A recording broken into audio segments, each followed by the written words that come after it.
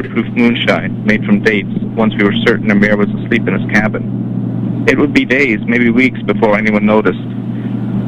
This tall Scotch bottle used for display actually contained swill from Sham's old Maluli village and a touch of food coloring. Sham told me, "It still hasn't got old for you. The jungle, that beast." He scratched at the table with his forefinger, tracing over the grain that looked like a series of dried rivers on the anigre wood. Sham, I knew, guarded a concern over my passion to document only this one big cat. Sweat from my tumbler spoiled the smoothness of the dark wood table in the far corner of the lodge where we most often drank. I rubbed my finger on the cool droplets, multiplying them as I pulled each apart. We watched the moon fill the night while a ceiling fan hummed above and mosquitoes buzzed outside before they splattered against the window that separated us from them. I kept one hand tight around the bottle, my thumb rolling over the curved edge, as if I were rubbing the spot superstitiously for good luck.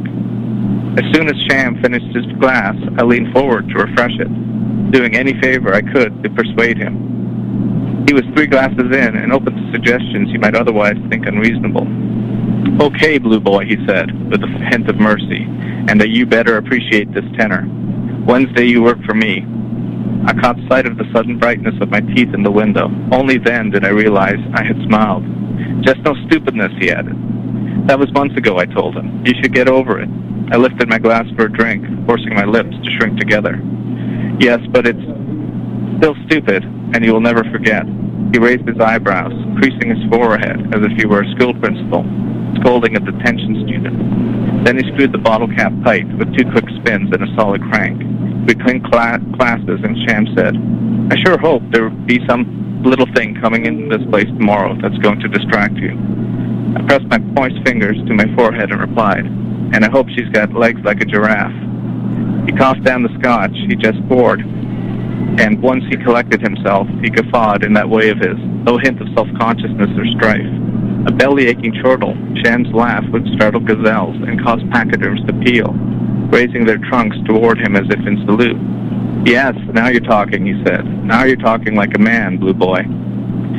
The busload arrived on Sunday, a caravan from the airport that carried a pale-skinned Floridian couple and a half-dozen Spaniards, the requisite German husband and wife, as well as 3 unrelated young women, also from Bavaria.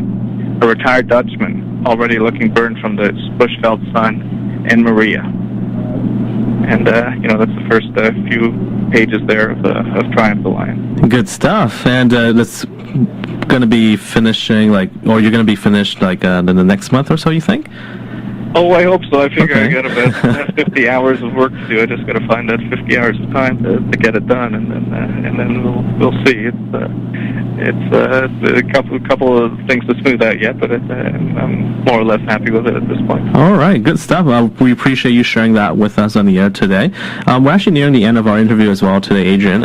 So, where can people go to find out more about you and keep up with your latest happenings? Vacay.ca is our website, our travel-related website, and we've got lots of content there, videos. We've got great contests and giveaways and prizes, so we encourage you to enter. We want your stories and your videos and photos of Canada and what you love about it.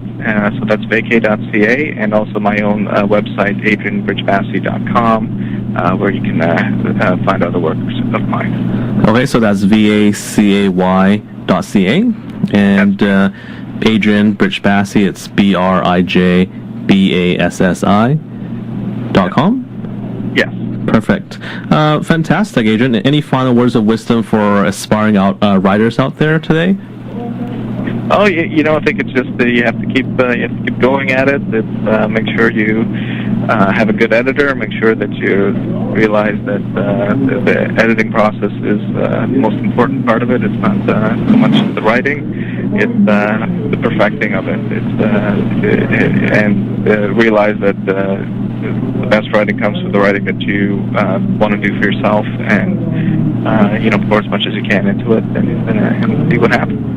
Great. Thanks, Adrian, for joining us today on Smitten by Written on CJSF 90.1 FM. Thank you.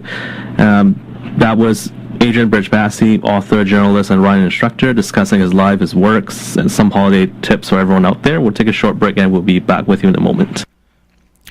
Okay, you're listening to a special edition of Jambalaya here on CJSF 9.1 FM, 89.3 cable FM, and we're broadcasting from Burnaby, British Columbia. We're also on the internet at www.CJSF.ca and TELUS HD channel 3706. And that was an interview that we had with author, journalist, and writing instructor Adrian Brijbassi that we conducted earlier this week. Now here's Joshua Hislop with Nowhere to Go.